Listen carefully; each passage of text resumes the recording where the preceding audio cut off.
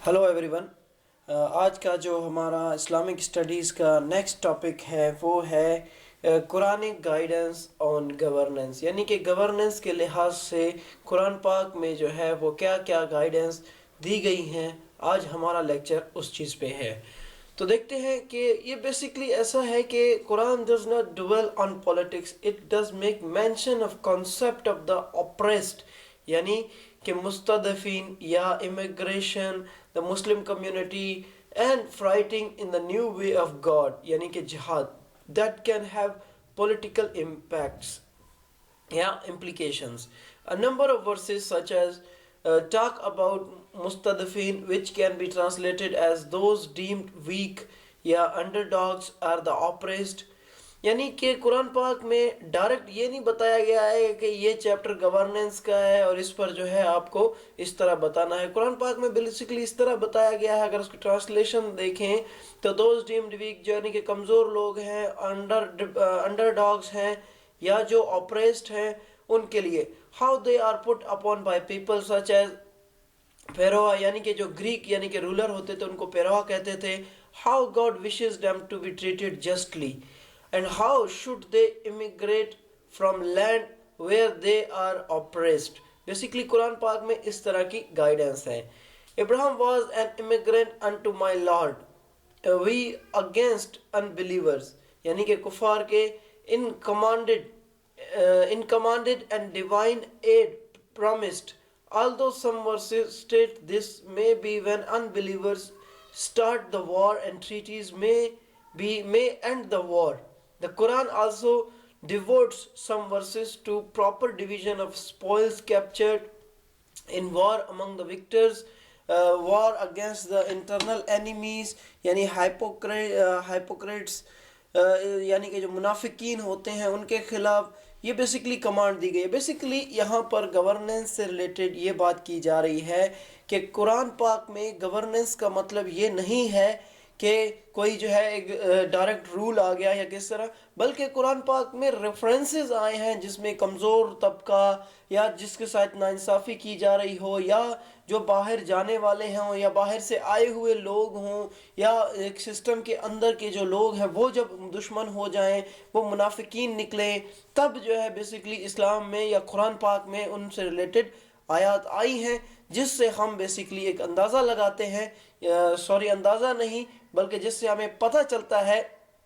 कि जो है कुरान की गाइडेंस इन इश्यूज से रिलेटेड क्या है। सम commands did not extend pass the life of profit such as once to refer quarrels to God and his profit और नॉट टू शाउट एट और raise your voice when talking to the profit. So basically इसमें यह भी बताया गया है कि एक इंसान का प्रॉफिट के साथ जो है वो किस तरह का रिलेशन होना चाहिए। Limiting it's political teaching is that fact the Quran does not mention any formal continuing structure of authority. Basically Quran पाक में कोई भी फॉर्मल कंटिन्यूइंग अथॉरिटी का स्ट्रक्चर नहीं बताया गया है। फॉर एग्जांपल एक डेमोक्रेटिक स्ट्रक्चर है या एक जो है वो क्या कहते हैं उसको हिरार्किकल स्ट्रक्चर है, इस तरह का कोई ऐसा स्ट्रक्चर नहीं बताया गया है। Only orders to obey the profit, Quran पाक में सिर्फ ये कहा गया है कि वही करो जो प्रॉफिट्स कहते हैं। And that it's theme were of limited the use when the success of Islam meant government of a vast territory populated mainly peasants and dominated cities and states to the nomadic desert life. Basically उस time की जो dessert life थी, उस time में जो लोगों के से रिलेटेड इश्यूज थे उन पे आया है और हम वहाँ से एक एस्टीमेट लगाते हैं कि हमने जो है वो यानी कि एक गाइडेंस का जो असल स्ट्रक्चर है वो क्या है। So next comes the guidance on governance, यानी कि कुरान पाक की तरफ से जो गाइडेंस आई है उसमें पहले नंबर पे है शूरा एंड कंसल्टेशन। द मजलिस शूरा advise the caliph the importance of this is premised by the following verses of the Quran. Basically मजलिस शूरा क्या करती थी कि एडवाइस का काम करती थी, तो इस बारे में कुरान पाक में हुक्म आया है those who answer the call of their Lord and establish the prayer and who conduct the affairs by shura, यानी कि जो अपने अफेयर कंडक्ट करते हैं शूरा के तहत, आर लव्ड बाय गॉड, खुदा उनको पसंद करता है। نیکسٹ از کنسلٹ them، یعنی کہ پیپل ان their affairs، لوگوں کو ان کے افیئر میں کنسلٹ کرو.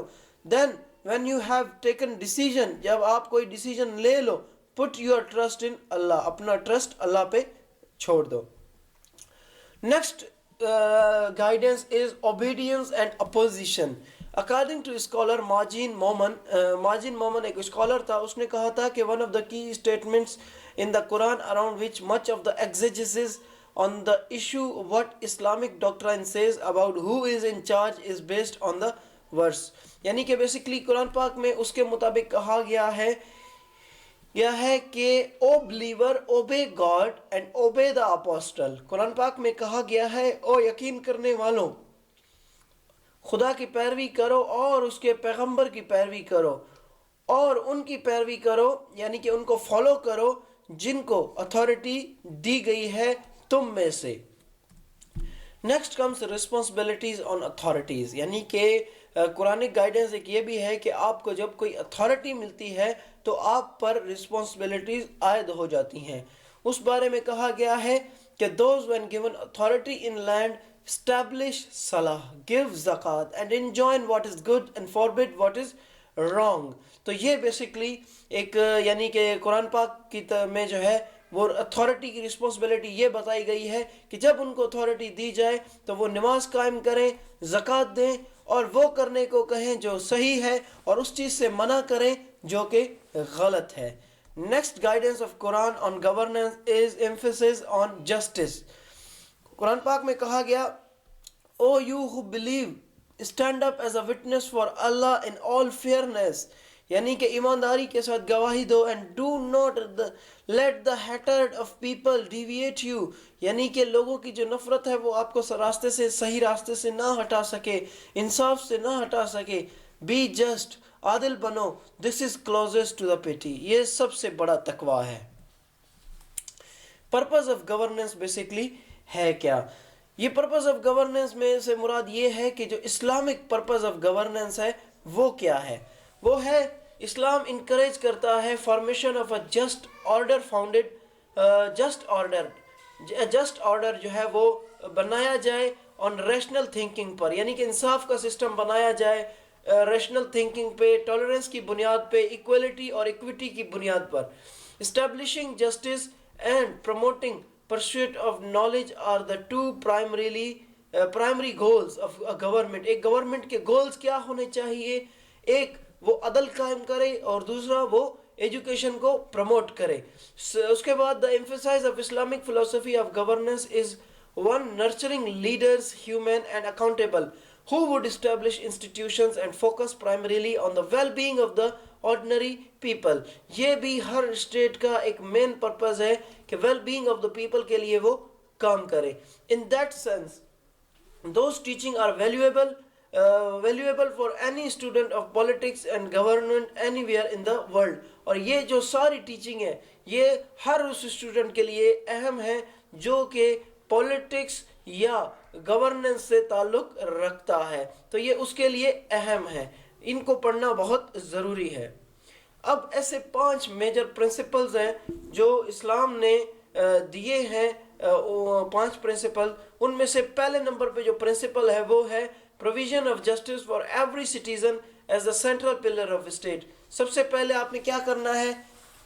انصاف. اس میں بیسیکلی ایک حدیث مبارک ہے کہ the nation before you were destroyed because they would punish the lower class criminals according to the law but would let go those who from the highest class، یعنی کہ highest class کو جانے دیتے تھے اور lower class کو punish کرتے تھے. Next comes the education as a right. اس میں بیسیکلی حدیث بہت زیادہ اس پر جو ہے وہ پائی جاتی ہیں، اور ان میں سے چند ایک حدیث یہ ہے کہ to acquire knowledge is binding upon all Muslims whether male or female. ہر مسلمان پہ فرض ہے چاہے وہ میل ہے یا فیمیل ہے. نیکسٹ حدیث is the ink of the scholar's pen is more holy than the blood of a martyr. یعنی کہ ایک پین کی جو سیاہی ہے ایک اسکالر کی، اس کی سیاہی زیادہ ہولی ہے، زیادہ پاک ہے ایک شہید کے خون سے. اس کے بعد یہ ہے کہ who honors the learned honors me. ایک اور حدیث مبارک میں آیا ہے کہ جس نے پڑھے لکھے کو یا تعلیم کو عزت دی اس نے مجھے عزت دی. اس کے بعد ہے 5 central principles of good governance میں سے تیسرے نمبر پہ جو پرنسپل ہے وہ یہ ہے کہ سینٹرلٹی of consultation in policy making. Their affairs are decided by the consultation between them. Basically یہ آیت ہے کہ اس کو ہم نے پہلے بھی پڑھا ہے. اس کا یہ ہے کہ جب بھی کوئی ایشو یا کوئی بھی ایسے مسئلہ حل کرنا ہوتا ہے تو اس میں الشورا جو ہے وہ کنسلٹ کرتی ہے. اس کے بعد چوتھے نمبر پہ جو اسلامک پرنسپل ہے وہ یہ ہے welfare of the people. Welfare ہونی چاہیے لوگوں کی. اس میں کیسے کہ حضرت عمر رضی اللہ تعالیٰ عنہ نے کہا کہ since when did you impose slavery on human beings while their mothers bore them free. یعنی کہ آپ نے جو ہے وہ لوگوں پر غلامی عائد کی ہے جبکہ ان کی ماؤں نے ان کو آزاد جنا ہے. اس کے بعد حضرت علی کی ایک مشہور جو ہے وہ کوٹیشن ہے اس ریلیٹڈ. انہوں نے فرمایا کہ a leader must send a clear message to the community about his priorities through a fair, just and impartial attitude in all dealings. He must ensure that influential persons do not dare take undue advantage of their power in society, and the poor should not feel alienated and discriminated against. یہ جو تھا حضرت علی رضی اللہ تعالیٰ عنہ کے بارے میں.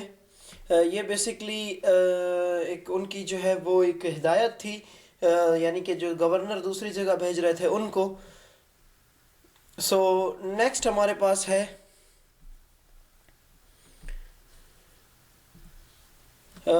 ففتھ ون ہمارے پاس آتا ہے آپ کا کرائٹیرین آف لیڈرشپ. لیڈرشپ کا ایک کرائٹیریا کیا ہونا چاہیے؟ سب سے پہلی حضرت عمر رضی اللہ تعالیٰ عنہ کی کوٹیشن یہ ہے کہ the army exist to protect the people of the nation. کہ آرمی کی ایگزسٹنس نیشن کو پروٹیکٹ کرنے کے لیے ہے, نہ کہ لیڈر کو لوگوں سے پروٹیکٹ کرے. سیکنڈ حضرت علی رضی اللہ تعالیٰ عنہ کی ہے کہ the most rightful of all persons to hold leadership position is the one who is most competent and learn. Leaders are responsible for any miscarriage of justice and misuse of authority by subordinate administrators. تو یہ basically حضرت علی رضی اللہ تعالیٰ عنہ کی guidance تھی. So please subscribe this channel and don't forget to share it with your friends. So thanks for that day.